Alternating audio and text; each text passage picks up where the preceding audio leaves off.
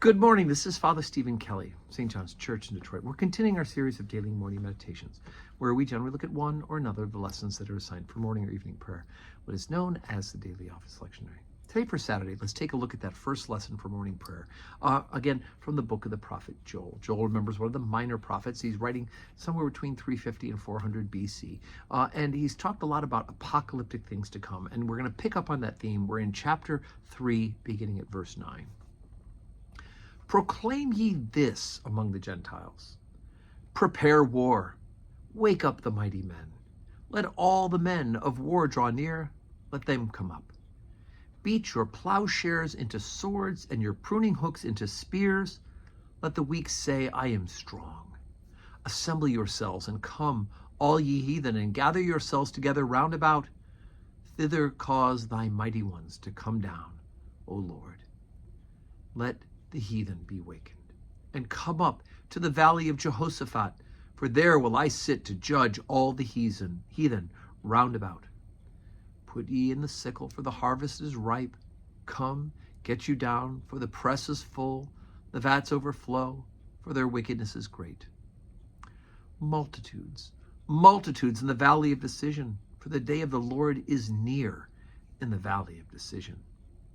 The sun and the moon shall be darkened, and the stars shall withdraw their shining. The Lord also shall roar out of Zion, and utter his voice from Jerusalem. And the heavens and the earth shall shake, but the Lord will be the hope of his people, and the strength of the children of Israel. So shall ye know that I am the Lord your God, dwelling in Zion, my holy mountain.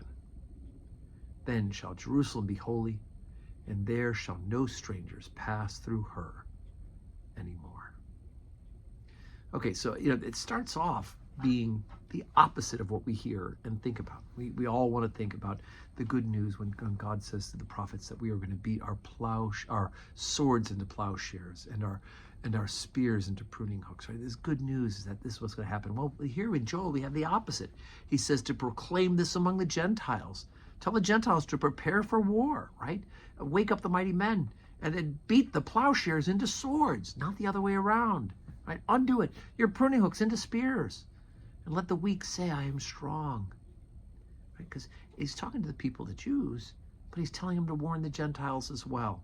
He says to the Jews, assemble yourselves and come, all ye heathen. It brings heathens into this, to gather yourselves together round about, that the day of judgment is coming.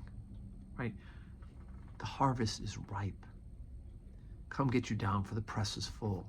Right? So anyway, it's in the valley of decision. The time will come when people have to choose to serve the living God or not. And it's, again, this apocalyptic language, which we see once again in the book of the Revelation of St. John the Divine, which of course is your evening prayer lessons, right?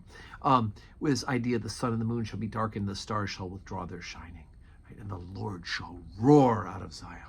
So again, we have this apocalyptic idea that at the end of time, God will come and he will judge the world.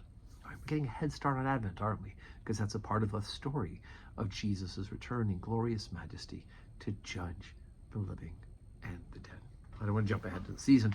It doesn't start till Sunday, till tomorrow. So today is Saturday. No public worship today at St. John's, but we're getting ready for worship tomorrow at St. John's. We have our Advent tea with the women's group today. Thank God for that.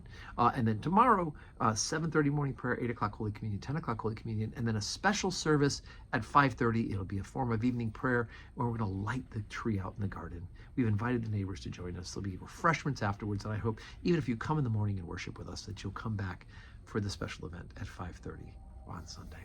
And I hope that your Saturday will be a day that's full of blessings.